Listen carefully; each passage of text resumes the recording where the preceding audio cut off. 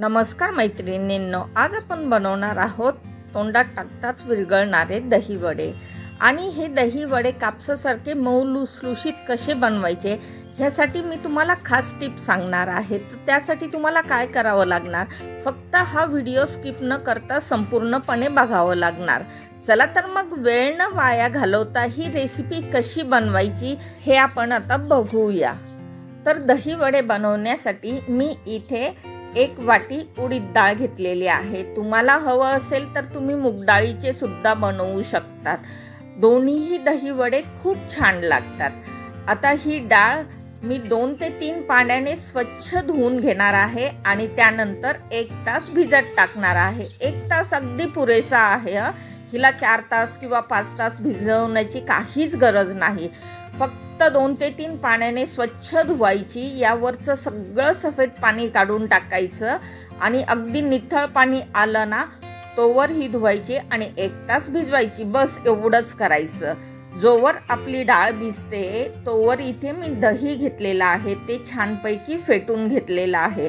आता यात थोडीशी साखर टाकूया आणि चिमूटभर मीठ टाकूया आणि हे व्यवस्थित एकत्र करून दही फ्रीज मध्ये ठेवून देऊ थंड होण्यासाठी। इकडे डाळ भिजत ठेवून 1 तास झालेला आहे आणि डाळही छानपैकी भिजलेली आहे। बघा, फुलून छान अशी वर आलेली आहे। तर असं चेक करून बघायचं, असं 2 बोटांनी तुटत असेल ना तर समजायचं अगदी परफेक्ट भिजलेली आहे। यातलं संपूर्ण पाणी निथळून मिक्सरच्या भांड्यात घेऊया। ह्याचं बारीक वाटण तयार करून घेऊ।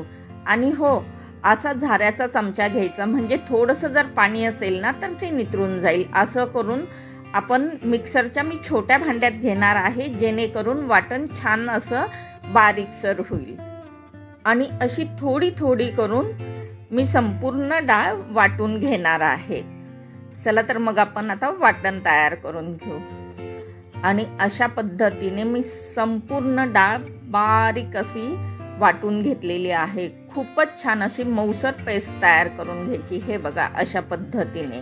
पहिली टिप लक्षात ठेवा की ही डाळ 1 तासापेक्षा जास्त भिजवायची नाही। बरेच लोक 4-5 तास भिजवतात, तसं न करता 1 तास भिजवायची।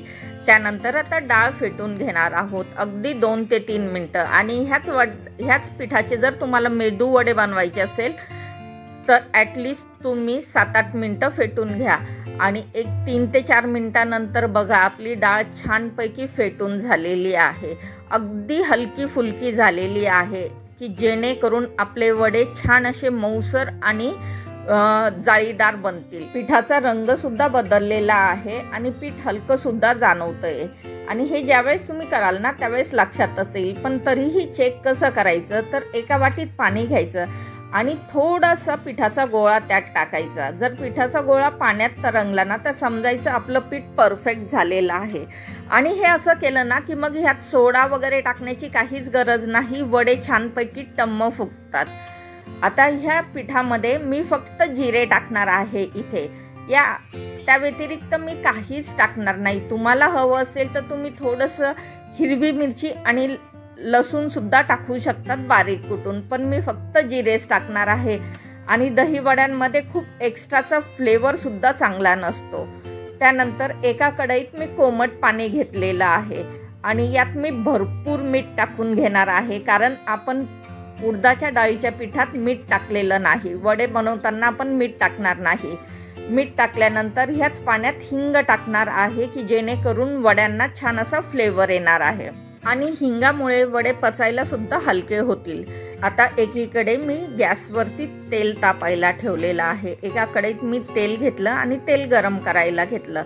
तेल व्यवस्थित कडकडीत तापलं की गॅस मीडियम करायचा आणि त्यात ह्या पिठाचे आपण वडे टाकून घेणार आहोत।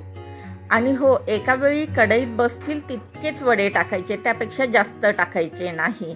आणि हे बघा, वडे टाकल्यानंतर अगदी एखाद्या मिनिटातच किती छान असे टम्म फुगलेले आहेत। एखादा मिनिटभर छानपैकी एका साईडने तळले गेले ना की मग दुसऱ्या साईडने ह्याला पलटी मारायची आणि 3 ते 4 मिनिटातच वडे छानपैकी तळले जातात।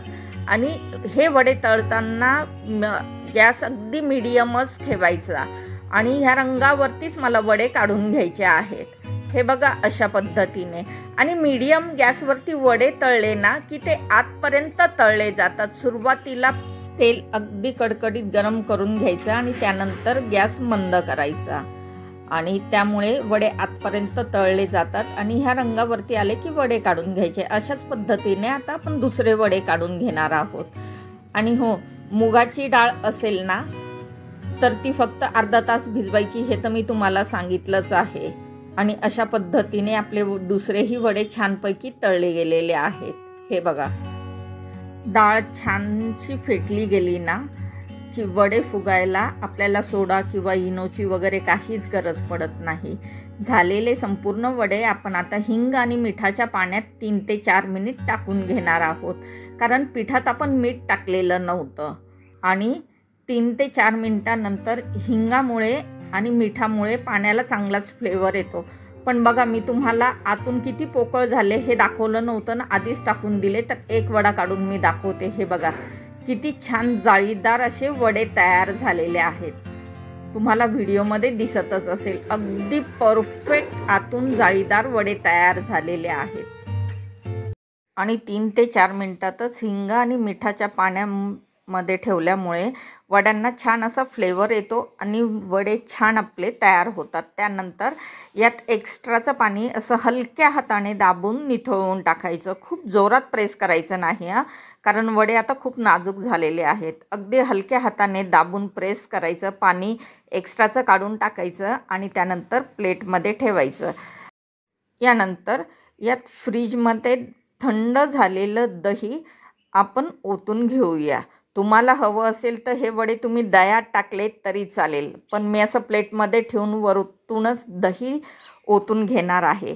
आता यावरती चिंच, गूळ आणि खजूरची चटणी, त्याचबरोबर हिरवी चटणी म्हणजे हिरवी मिरची, पुदिना आणि कोथिंबीरची चटणी मी टाकून घेणार आहे। आणि ह्या दोन्ही चटण्या कशा बनवायच्या ह्याची लिंक मी डिस्क्रिप्शन बॉक्समध्ये देणार आहे, तुम्ही तिथे जाऊन बघू शकता। ह्या दोन्ही चटण्या मी बऱ्याच वेळा सांगितलेल्या आहेत। ह्या चटण्या एकदा बनवून ठेवल्या ना तर तुम्हाला बऱ्यापैकी बरेचसे चाट बनवता येईल। तर ह्या चटण्या उन्हाळ्यासाठी तरी नक्कीच बनवा, म्हणजे आपल्याला बऱ्यापैकी चाटमध्ये ह्या चटण्यांचा वापर करता येईल। एकदा बनवून ठेवल्या ना तर ह्या चटण्यांपासून बरेचसे चाट बनवता येतात। आता यावरती मी थोडीशी लाल मिरचीची पावडर तसेच जिरा पावडर भुरभुरून घेणार आहे। त्याचबरोबर इथे मी एव्हरेस्टचा चाट मसाला घेतलेला आहे आणि हा मसालासुद्धा टाकून घेणार आहे। या मसाल्यामुळे वड्यांना खूप छान अशी चटपटीत चव येते। तुम्ही एकदा नक्कीच ट्राय करा आणि एकदा टाकून बघा। आणि अशा पद्धतीने तोंडात टाकताच विरघळणारे आपले चटपटीत दही वडे तयार झालेले आहेत। एक दही वडा मी तुम्हाला फोडून दाखवते, म्हणजे किती सॉफ्ट आणि किती छान असा मऊसर झालेला आहे। हे बघा, आत अगदी जाळीदार वडा झालेला आहे। तुम्ही सुद्धा अशा पद्धतीने नक्कीच करून बघा। अगदी सोप्या पद्धतीने मी ही दही वडे सांगितलेले आहे। तुम्हाला हा व्हिडिओ कसा वाटला मला कमेंट बॉक्समध्ये नक्कीच कळवा। आणि हो, प्लीज कमेंट करायला विसरू नका। कमेंट तुम्ही खूपच कमी करतात, जास्तीत जास्त कमेंट करा।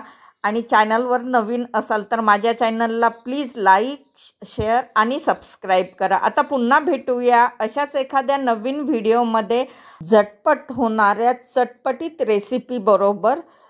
तोवर बाय बाय।